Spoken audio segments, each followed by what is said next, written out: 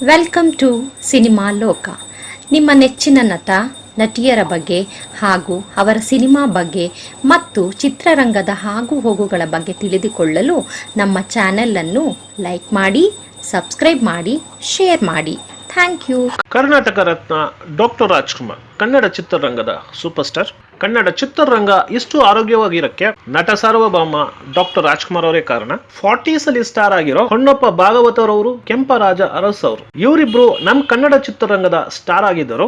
ಇವರ ಒಲವು ಪೂರ್ತಿ ಬೇರೆ ಭಾಷೆಯ ಚಿತ್ರರಂಗದ ಮೇಲೆನೆ ಇತ್ತು. 1954 ಬೇಡರ ಕಣ್ಣಪ್ಪ ಸಿನಿಮಾದ ಮೂಲಕ ನಾಯಕ ನಟನಾಗಿ ಎಂಟ್ರಿ ಕೊಟ್ಟು 6 ವರ್ಷದಲ್ಲಿ ಹತ್ತತ್ರ 25 ಸಿನಿಮಾಗಳನ್ನ ಆಕ್ಟ್ ಮಾಡಿ ಕನ್ನಡ ಚಿತ್ರರಂಗದಲ್ಲೂ ಒಬ್ಬ ನಾಯಕ ಇದ್ದಾನೆ ಅಂತ ಬೇರೆ ಚಿತ್ರರಂಗದವರಿಗೆ ತೋರ್ಸ್ಕೊಟ್ಟವರು ರಸಿಕರ ರಾಜ ಡಾಕ್ಟರ್ ರಾಜ್ಕುಮಾರ್ ಅವರು. ಕೆಂಪರಾಜ ಅರಸ್ ಅವರು 1942 ಇಂದ 1964 ವರೆಗೂ 14 ಸಿನಿಮಾಗಳಲ್ಲಿ ಆಕ್ಟ್ ಮಾಡಿದ್ದಾರೆ. ಅದರಲ್ಲಿ 10 ಕನ್ನಡ ಸಿನಿಮಾ ಇದ್ದಾರೆ, 3 ತಮಿಳ್ ಮತ್ತು 1 ತೆಲುಗು ಸಿನಿಮಾನಲ್ಲಿ ಆಕ್ಟ್ ಮಾಡಿದ್ದಾರೆ. ಹೊನ್ನಪ್ಪ ಭಾಗವತರ್ ಅವ್ರನ್ನ ತಗೊಂಡ್ರೆ 1941 ಇಂದ 1979 ವರೆಗೂ 28 ಸಿನಿಮಾಗಳಲ್ಲಿ ಆಕ್ಟ್ ಮಾಡಿದ್ದಾರೆ. ಇದರಲ್ಲಿ 10 ಕನ್ನಡ ಸಿನಿಮಾ ಆಗಿದ್ದಾರೆ, 18 ತಮಿಳ್ ಸಿನಿಮಾ ಆಗಿರುತ್ತೆ. ಡಾಕ್ಟರ್ ರಾಜ್ಕುಮಾರ್ ಅವ್ರನ್ನ ತಗೊಂಡ್ರೆ ಬರೀ ಈ 6 ವರ್ಷದಲ್ಲಿ 24 ಸಿನಿಮಾಗಳಲ್ಲಿ 1 ತೆಲುಗು ಸಿನಿಮಾ ಆಗಿದ್ದಾರೆ, ಬಾಕಿ 23 ಕನ್ನಡ ಸಿನಿಮಾನೇ. ನಮ್ಮ ಕರ್ನಾಟಕದಲ್ಲಿ ಎಲ್ಲಾ ಭಾಷೆಯ ಸಿನಿಮಾನು ರಿಲೀಸ್ ಆಗ್ತಾ ಇತ್ತು, ಸಕ್ಸಸ್ ಆಗ್ತಾ ಇತ್ತು. ಅದ ಕಾರಣ ನಮ್ಮ ಪ್ರೊಡಕ್ಷನ್ ನಾಯಕನ ಕೊರತೆಯಿಂದ ನಮ್ದು ಕಡಿಮೆ ಸಿನಿಮಾ ಪ್ರೊಡಕ್ಷನ್ ಆಗ್ತಾ ಇತ್ತು.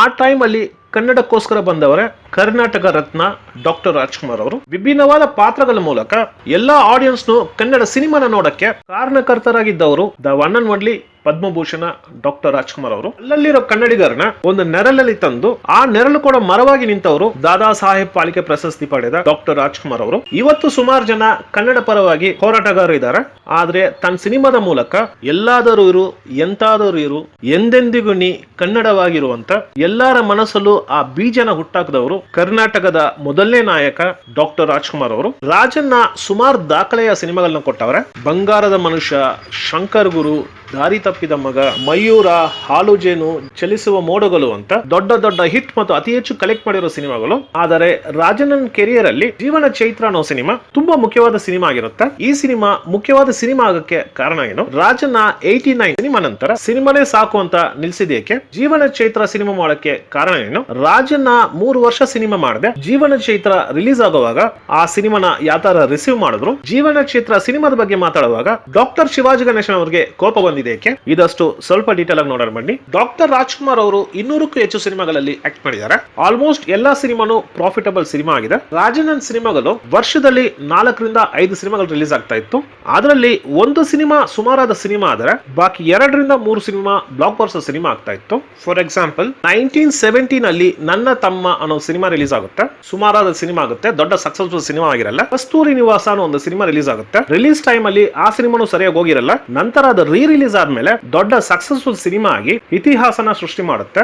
ಆದ್ರೆ ಆ ಟೈಮ್ ಅಲ್ಲಿ ರಿಲೀಸ್ ಟೈಮ್ ಅಲ್ಲಿ ಈ 2 ಸಿನಿಮಾನು ಸುಮಾರಾದ ಸಿನಿಮಾ ಆದರೂ ಅದೇ ವರ್ಷದಲ್ಲಿ ರಿಲೀಸ್ ಆಗಿರೋ ಬಲೆ ಜೋಡಿ, ಬಾಲು ಬೆಳಗಿತು ಅನ್ನೋ ಸಿನಿಮಾ ದೊಡ್ಡ ಸಕ್ಸಸ್ಫುಲ್ ಸಿನಿಮಾ ಆಗುತ್ತೆ. ಅದೇ ತರ ದೂರದ ಬೆಟ್ಟ ಮತ್ತು 3 ವಜ್ರಗಳು ಅನ್ನೋ ಸಿನಿಮಾ ಸುಮಾರಾದ ಸಿನಿಮಾ ಆದರೆ ಗಂಧದ ಗುಡಿ ಅನ್ನೋ ಸಿನಿಮಾ ದೊಡ್ಡ ಬ್ಲಾಕ್ ಬಸ್ಟರ್ ಸಿನಿಮಾ ಆಗುತ್ತೆ. ಈ ತರ ಒಂದು ಸಿನಿಮಾ ಸುಮಾರಾದ ಸಿನಿಮಾ ಆದರೆ ಬಾಕಿ 2 ಸಿನಿಮಾ ಬ್ಲಾಕ್ ಬಸ್ಟರ್ ಸಿನಿಮಾ ಆಗ್ತಾ ಇತ್ತು. ಆದ್ರೆ ರಾಜನ 1980s ನಂತರ ಸಿನಿಮಾಗಳಲ್ಲಿ ಆಕ್ಟ್ ಮಾಡೋದು ಕಡಿಮೆ ಮಾಡ್ಕೊಂತಾರೆ. ವರ್ಷಕ್ಕೆ 1 ಅಥವಾ 2 ಸಿನಿಮಾನಲ್ಲಿ ಆಕ್ಟ್ ಮಾಡ್ತಾರೆ. 1986 ಅನುರಾಗ ಅರಳಿತು ಅನ್ನೋ ಬ್ಲಾಕ್ ಬಸ್ಟರ್ ಸಿನಿಮಾ ನಂತರ ಗುರಿ ಅನ್ನೋ ಫಿಲ್ಮ್ ರಿಲೀಸ್ ಆಗುತ್ತೆ, ಸುಮಾರಾದ ಸಿನಿಮಾ ಆಗುತ್ತೆ. ಒಂದು ಮುತ್ತಿನ ಕಥೆ ಅನ್ನೋ ಸಿನಿಮಾ ರಿಲೀಸ್ ಆಗುತ್ತೆ, ಸುಮಾರಾದ ಸಿನಿಮಾ ಆಗುತ್ತೆ. ಶ್ರುತಿ ಸೇರಿದಾಗ ಅನ್ನೋ ಸಿನಿಮಾ ರಿಲೀಸ್ ಆಗುತ್ತೆ. ಆ ಸಿನಿಮಾ 100 ಡೇಸ್ ಕಂಪ್ಲೀಟ್ ಮಾಡಿದ್ರು ಸುಮಾರಾದ ಸಿನಿಮಾ ಅಂತಾನೆ ಕನ್ಸಿಡರ್ ಆಗುತ್ತೆ.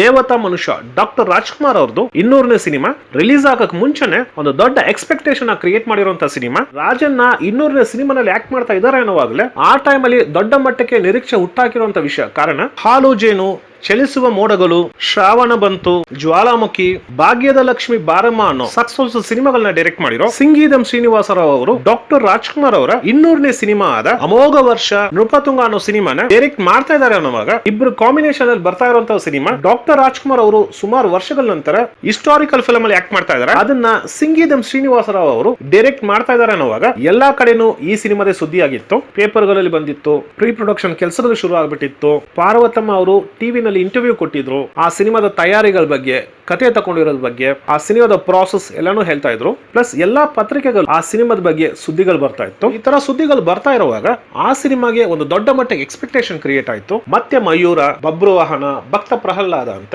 ಒಂದು ಇತಿಹಾಸ ಸಿನಿಮಾದಲ್ಲಿ ಡಾಕ್ಟರ್ ರಾಜ್ಕುಮಾರ್ ನಾವು ನೋಡಬಹುದು ಅಂತ ಎಲ್ಲಾ ಚಿತ್ರ ಪ್ರೇಮಿಗಳಿಗೂ ತುಂಬಾ ಆಸೆ ಇತ್ತು. ಆದ್ರೆ ಬೇರೆ ಬೇರೆ ಕಾರಣಗಳಿಂದ ಆ ಸಿನಿಮಾ ನಾವು ಡ್ರಾಪ್ ಮಾಡಿ, ಆ ಸಿನಿಮಾ ಡ್ರಾಪ್ ಆಯ್ತು. ಆದ್ರೆ ಅದೇ ಡೈರೆಕ್ಟರ್ ಅಂದ್ರೆ ಸಿಂಗೀದಂ ಶ್ರೀನಿವಾಸರಾವ್ ಅವರೇ ದೇವತಾ ಮನುಷ್ಯ ಅನ್ನೋ ಸಿನಿಮಾನ ಡೈರೆಕ್ಟ್ ಮಾಡ್ತಾ ಇದಾರೆ ಅನ್ನುವಾಗ ಆ ಸಿನಿಮಾ ಮೇಲೂ ಎಕ್ಸ್ಪೆಕ್ಟೇಷನ್ ಇತ್ತು. ಆ ಸಿನಿಮಾ 100 days ಕಂಪ್ಲೀಟ್ ಮಾಡಿದ್ರು. ಆಡಿಯನ್ಸ್ ನ ಅಟ್ರಾಕ್ಟ್ ಮಾಡಿರುವಂತ ಸಿನಿಮಾ ಆಗಿಲ್ಲ.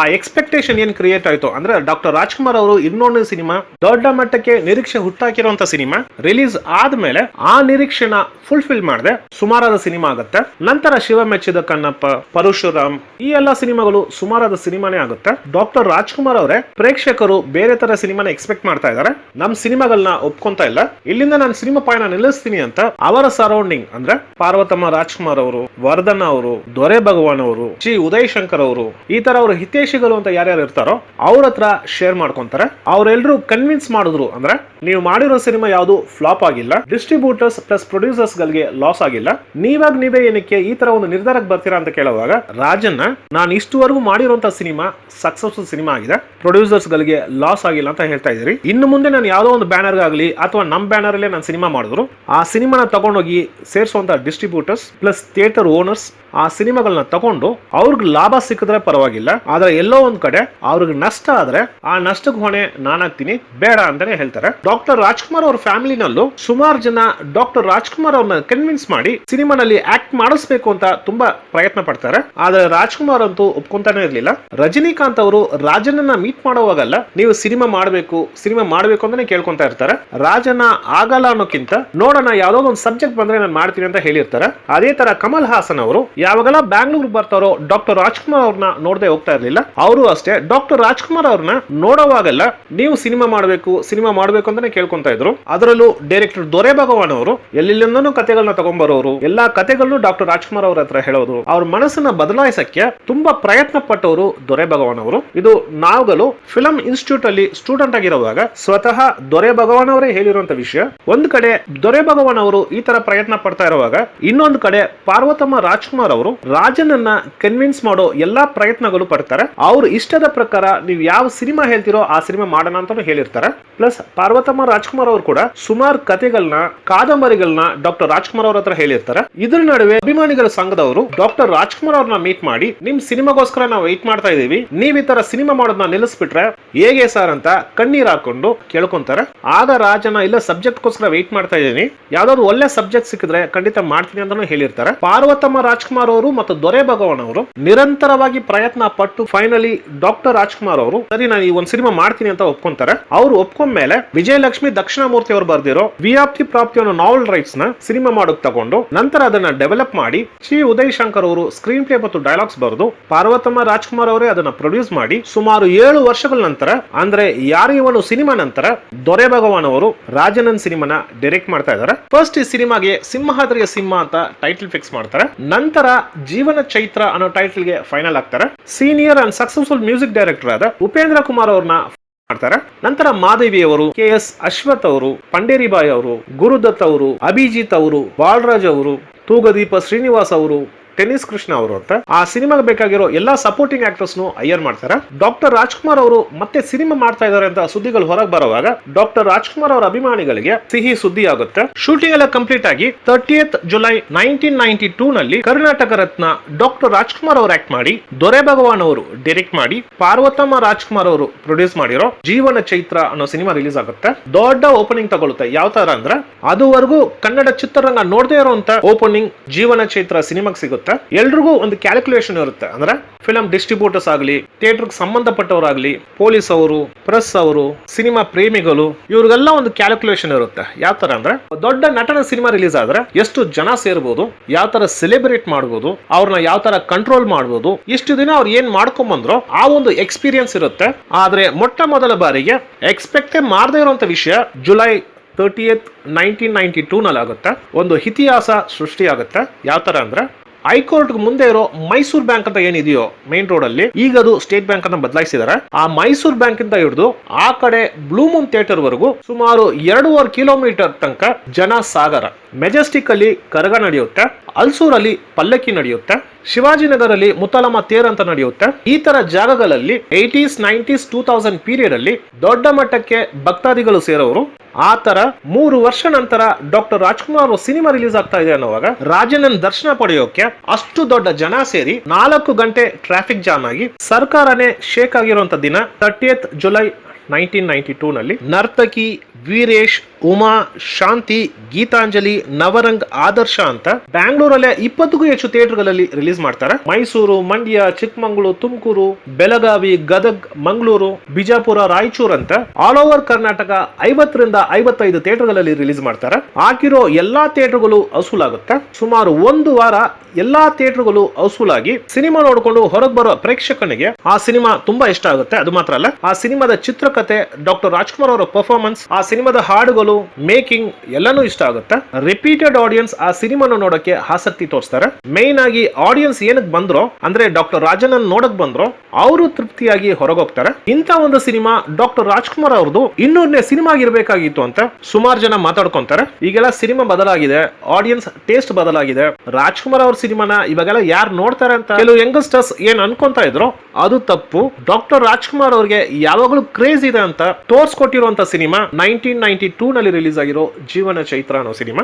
ಈ ಸಿನಿಮಾನಲ್ಲಿ ರಾಜನನ್ ಪರ್ಫಾರ್ಮೆನ್ಸ್ ಅಂತೂ ಎಕ್ಸ್ಟ್ರಾರ್ನರಿ ಪರ್ಫಾರ್ಮೆನ್ಸ್ ಅನ್ಬೋದು. ಅದರಲ್ಲೂ ಡಾಕ್ಟರ್ ರಾಜ್ಕುಮಾರ್ ಅವರು ಅವ್ರ ಮನೆ ಹಿಂದಿರುಗುವಾಗ ಮನೆಯ ವಾತಾವರಣನೇ ಬದಲಾಗಿ ಅವ್ರ ಮಕ್ಕಳೆಲ್ಲ ಕುಡ್ಕೊಂಡು ಪಾರ್ಟಿ ಮಾಡ್ತಾ ಇರುವಾಗ ಡಾಕ್ಟರ್ ರಾಜ್ಕುಮಾರ್ ಅವರ ಉದ್ದದ ಡೈಲಾಗ್, ಆ ಫೇಸ್ ಎಕ್ಸ್ಪ್ರೆಷನ್, ಆ body language plus dialogue delivery, Kannada ಚಿತ್ರರಂಗದಲ್ಲಿ ಯಾರೇ ಬಂದ್ರು ಇಷ್ಟು ಉದ್ದದ dialogue, face expressions, dialogue delivery, body language plus movement ಸಮೇತ ಡೆಲಿವರಿ ಮಾಡುವಂತ ನಟ ಕರ್ನಾಟಕ ರತ್ನ ಡಾಕ್ಟರ್ ರಾಜ್ಕುಮಾರ್ ಅವರು ಒಬ್ಬರೇ ಅಂತ. 90 ಕಿಡ್ಸೋ, 2K ಕಿಡ್ಸೋ, ಇಲ್ಲ ಈಗ ಬಂದಿರೋ ಜೆನ್ಸಿ ಕಿಡ್ಸ್ ಅಂತ ಏನೋ ಹೇಳ್ತಾ ಇದಾರಲ್ಲ, ಫ್ಯೂಚರ್ ಅಲ್ಲಿ ಯಾವ ಜೆನ್ಸ್ ಕಿಡ್ಸ್ ಅಂತ ಹೇಳ್ತಾರೆ ಗೊತ್ತಿಲ್ಲ. ಅವ್ರೆಲ್ರಿಗೂ ಈ ಒಂದು ಸಿನಿಮಾ ಸ್ಪೆಷಲಿ ಆ ಒಂದು ಸೀನ್ ರೆಫರೆನ್ಸ್ ಆಗಿ ಇರುತ್ತೆ ಅಂದ್ರೆ ಅದು ತಪ್ಪಾಗಲ್ಲ. ಇವತ್ತಿನ ದಿವಸ ಮೀನಾಕ್ಷಿ ಎಂಥ ಒಳ್ಳೆ ಮಕ್ಕಳಿಗೆ ಜನ್ಮ ಕೊಟ್ಟೆ. ಒಂದೊಂದು ಮುತ್ತು ಕಡೆ ತಪಸ್ಸು ಮಾಡಿ ಪಡಿಬೇಕಿಂತ. ಈ ಸಿನಿಮಾ ರಿಲೀಸ್ ಆಗಿ ಸುಮಾರು ಥಿಯೇಟರ್ಗಳಲ್ಲಿ 100 ಡೇಸ್ ಕಂಪ್ಲೀಟ್ ಮಾಡುತ್ತೆ. ಇನ್ನು ಕೆಲವು ಥಿಯೇಟರ್ಗಳಲ್ಲಿ 175 ಡೇಸ್ ಕಂಪ್ಲೀಟ್ ಮಾಡಿದ್ರೆ, ಇನ್ನು ಕೆಲವು ಥಿಯೇಟರ್ಗಳಲ್ಲಿ 1 ವರ್ಷ ಕಂಪ್ಲೀಟ್ ಮಾಡುತ್ತೆ. 27ರಿಂದ 32 ಲಕ್ಷದಲ್ಲಿ ನಿರ್ಮಿಸಿರುವಂತಹ ಸಿನಿಮಾ 3.5ರಿಂದ 4 ಕೋಟಿ ರೂಪಾಯಿ ಕಲೆಕ್ಟ್ ಮಾಡುತ್ತೆ. ಆ ವರ್ಷದಲ್ಲಿ ಅತಿ ದೊಡ್ಡ ಕಲೆಕ್ಟ್ ಮಾಡಿರುವಂತಹ ಸಿನಿಮಾ ಡಾಕ್ಟರ್ ರಾಜ್ಕುಮಾರ್ ಅವರ ಜೀವನ ಚೈತ್ರ ಸಿನಿಮಾ ಆಗುತ್ತೆ. ನ್ಯಾಷನಲ್ ಫಿಲ್ಮ್ ಅವಾರ್ಡ್ ಇಂದ ಡಾಕ್ಟರ್ ರಾಜ್ಕುಮಾರ್ ಅವರಿಗೆ ನಾದಮಯ ಅನ್ನೋ ಹಾಡಿಗೆ ಬೆಸ್ಟ್ ಪ್ಲೇಬ್ಯಾಕ್ ಸಿಂಗರ್ ಅವಾರ್ಡ್ ಕೊಡ್ತಾರೆ. ಕರ್ನಾಟಕ ಸ್ಟೇಟ್ ಫಿಲ್ಮ್ ಅವಾರ್ಡ್ ಇಂದ ಬೆಸ್ಟ್ ಫಿಲ್ಮ್ ಆ ಸಿನಿಮಾದ ಪ್ರೊಡ್ಯೂಸರ್ ಆದ ಪಾರ್ವತಮ್ಮ ರಾಜ್ಕುಮಾರ್ ಅವರು ಕೊಡ್ತಾರೆ. ಬೆಸ್ಟ್ ಆಕ್ಟರ್ ಡಾಕ್ಟರ್ ರಾಜ್ಕುಮಾರ್ ಅವರು ಕೊಡ್ತಾರೆ. Best music director Upendra Kumar ಅವರು ಕೊಡ್ತಾರೆ. Best dialogue writer T Uday Shankar ಅವರು ಕೊಡ್ತಾರೆ. ಡಾಕ್ಟರ್ ಶಿವಾಜಿ ಗಣೇಶನ್ ಅವರು ಕಮಲ್ ಹಾಸನ್ ಅವರು ಪ್ರೊಡ್ಯೂಸ್ ಮಾಡಿ ಸ್ಕ್ರೀನ್ ಪ್ಲೇ ಮಾಡಿ ಆಕ್ಟ್ ಮಾಡಿರೋ ದೇವರ್ ಮಗನ್ ಅನ್ನೋ ಫಿಲಂ ಅಲ್ಲಿ ಶಿವಾಜಿ ಗಣೇಶನ್ ಅವರು ಕ್ಯಾರೆಕ್ಟರ್ ರೋಲ್ ಮಾಡಿರ್ತಾರೆ. ಆ ಫಿಲಂ ಗೆ ಶಿವಾಜಿ ಗಣೇಶನ್ ಅವರಿಗೆ first time national film award ಇಂದ ಸ್ಪೆಷಲ್ ಜೂರಿ ಅವಾರ್ಡ್ ಅಂತ ಕೊಟ್ಟಿರ್ತಾರೆ. ಸೊ ಶಿವಾಜಿ ಗಣೇಶನ್ ಅವ್ರ ಮಗ ಪ್ರಭು ಅವರು ಜೀವನ ಚೈತ್ರ ಸಿನಿಮಾ ಇಷ್ಟು ದೊಡ್ಡ ಸಕ್ಸಸ್ ಆಗಿದೆ ಅಂತ ಅವ್ರ ತಂದೆ ಶಿವಾಜಿ ಗಣೇಶನ್ ಅವ್ರ ಹತ್ರ ಜೀವನ ಚೈತ್ರ ಅನ್ನೋ ಸಿನಿಮಾ ದೊಡ್ಡ ಸಕ್ಸಸ್ ಆಗಿದೆ, ಆ ಸಿನಿಮಾನ ತಮಿಳಲ್ಲಿ ನೀವೇ ಮಾಡಿ ಅಂತ ಕೇಳ್ಕೊಳ್ಳುವಾಗ ಶಿವಾಜಿ ಗಣೇಶನ್ ಅವರು ಪ್ರಭು ಅವ್ರನ್ನ ಬೈದು ಬಿಡ್ತಾರೆ. ಡಾಕ್ಟರ್ ರಾಜ್ಕುಮಾರ್ ಅವರು ಅವ್ರು ಮಾಡಿರೋ ಎಲ್ಲಾ ಸಿನಿಮಾಗಳಲ್ಲೂ ಕುಡಿಯೋದು, ಸಿಗರೆಟ್ ಸೇದೋದು ಈ ತರ ವಿಷಯಗಳೆಲ್ಲ ಯಾವ್ದು ತೋರಿಸಿಲ್ಲ, ಆದಷ್ಟು ಅವಾಯ್ಡ್ ಮಾಡೋರು. ಆ ಸಿನಿಮಾದ ಪ್ಲಾಟ್ ಡಾಕ್ಟರ್ ರಾಜ್ಕುಮಾರ್ ಅವರು ಆಲ್ಕೋಹಾಲ್ಗೆ ಅಗೇನ್ಸ್ಟ್ ಆಗಿ ನಿಲ್ಲುವಂತ ಕ್ಯಾರೆಕ್ಟರ್. ಅದು ರಾಜ್ಕುಮಾರ್ ಅವರು ಹೇಳಿದ್ರೆ ಜನಗಳು ನಂಬ್ತಾರೆ, ಕಾರಣ ಅವ್ರ ಸಿನಿಮಾಗಳಲ್ಲಿ ಜನಗಳ ಮಧ್ಯೆ ಅವ್ರ ಇಮೇಜ್ ತುಂಬಾ ಕ್ಲಿಯರ್ ಆಗಿದೆ. ಅವ್ರು ಹೇಳಿದ್ರೆ ಅವ್ರು ಆ ಸಿನಿಮಾ ಮಾಡಿದ್ರೆ ಜನಗಳು ಒಪ್ತಾರೆ. ಆದ್ರೆ ನಾನು ಸುಮಾರು ಸಿನಿಮಾಗಳಲ್ಲಿ ಕುಡುಕನಾಗಿ ಆಕ್ಟ್ ಮಾಡಿದೀನಿ, ಪ್ಲಸ್ ನಾನು ಪರ್ಸನಲ್ ಅಲ್ಲೂ ಕುಡಿತೀನಿ ಅಂತ ಎಲ್ರಿಗೂ ಗೊತ್ತು.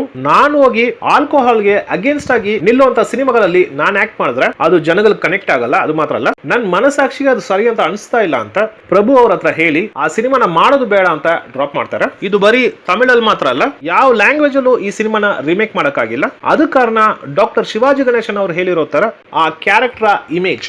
ಓಕೆ ಸ್ನೇಹಿತರೆ, ನೆಕ್ಸ್ಟ್ ಟೈಮ್ ಬೇರೆ ಒಂದು ಸಿನಿಮಾ ಜೊತೆ ಬರ್ತೀನಿ. ಅದುವರೆಗೂ ಥ್ಯಾಂಕ್ ಯು, ಬಾಯ್.